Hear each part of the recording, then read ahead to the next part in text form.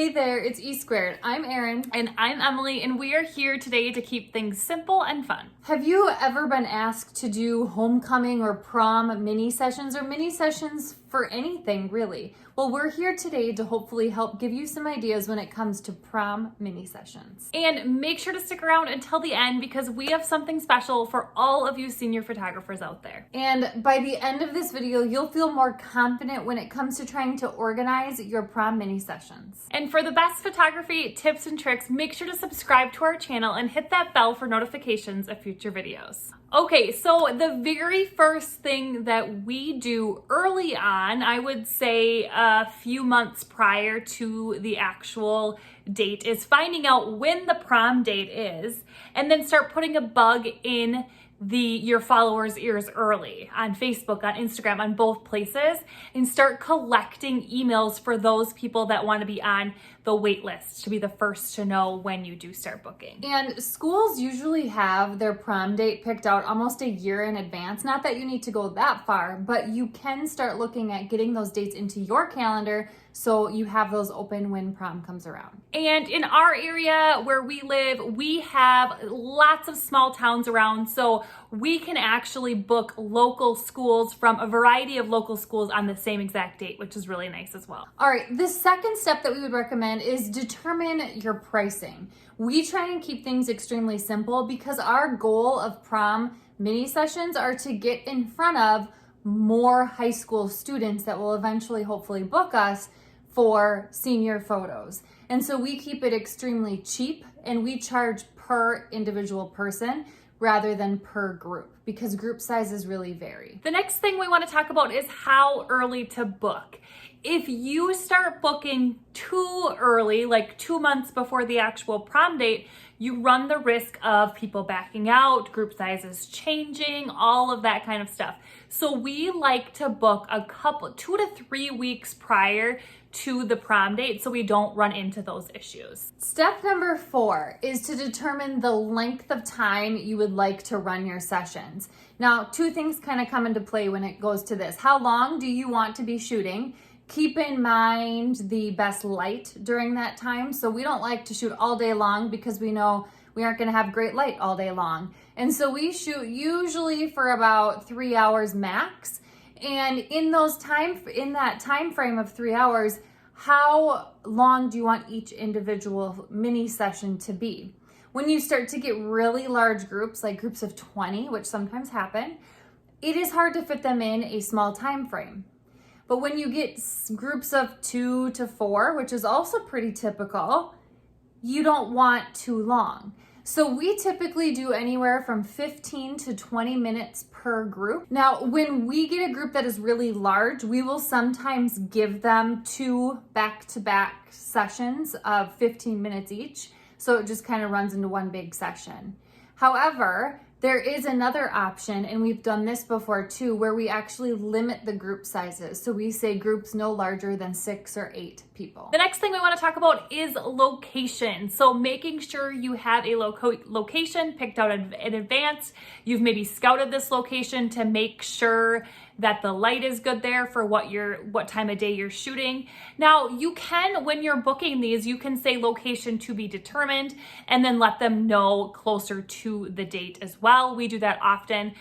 We have done sessions at our local parks. We have done them at golf courses.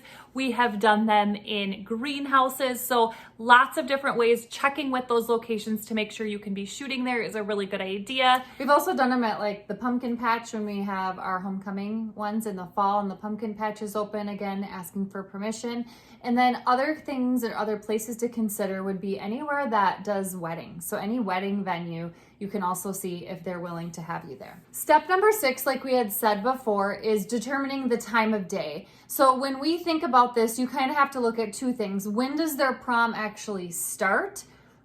Usually it's around 7, 8 p.m., somewhere like that. And then kind of work your way backwards. Are they going to be willing to budge into their prom a little bit? Usually not. And by then, at that point in time, it's usually starting to get dark out. So we typically look at the time that their prom starts, and then we book 2 or 3 hours before that.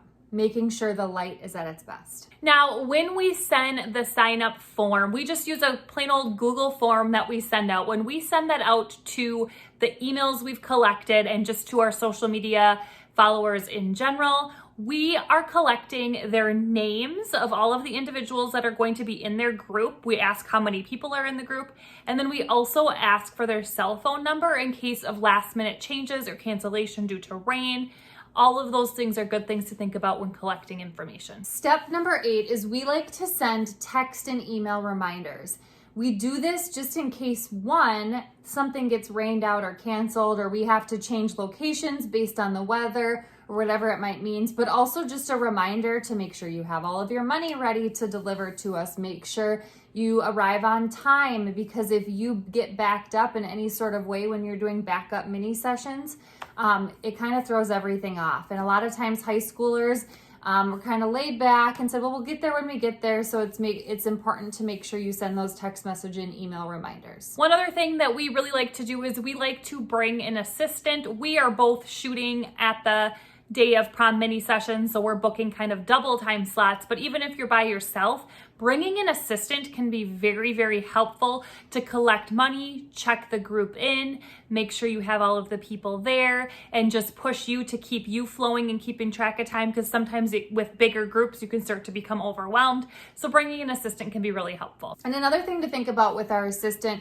is our assistant also keeps things flowing. So they will send us the next group when the time is up. So we kind of know, like, we got to finish up really quick with this group because our next group is standing here waiting for us. And then finally, step 10, we deliver our images all in one gallery. Usually at the end of the mini session, we'll say, and whoever signed up for the mini session, we will shoot you an email with the final gallery of all of the images, the edited images, and then you can forward that on to whoever you wish in your group, parents, family members, whatever it might be, and do what you please with them. And we actually deliver the digital images. We also offer the prints that they can order through our site as well. So that's another way to make a little extra bonus money, is to talk about the print offers as well, because you will have some people that are interested in buying those. A lot of the high schoolers, they just want the digitals, but parents, grandparents really do like to have that print option. Now, hopefully that this video was helpful in prepping you to run your prom or homecoming, whatever it might be, mini sessions. Now, we have, for anyone that's interested in senior photography, we have a free planning and posing guide for you in the description below, so make sure to check that out. And if you enjoyed this video, make sure to like, subscribe, and share with a friend so we know to make more videos just like this one. And we will see you next time.